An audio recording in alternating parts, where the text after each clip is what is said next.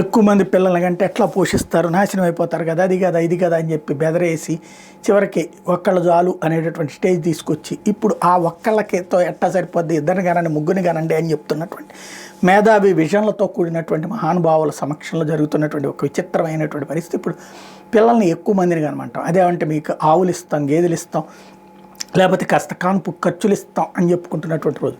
Hungary అయితే మరింత ముందడుగు వేసేసింది. అదే చైనా లాంటి చోట్ల లేకపోతే జపాన్ లాంటి చోట్ల అయితే వాళ్ళకి స్కూల్ జీవితకాలం ఖర్చులు పెడతాం అంటున్నటువంటి రోజులు. ఇప్పుడు హంగరీ తాజాగా ఒక ట్యాక్స్ కట్ పాలసీని జనాభా పెరుగుదల కోసం తయారు చేసుకుంది.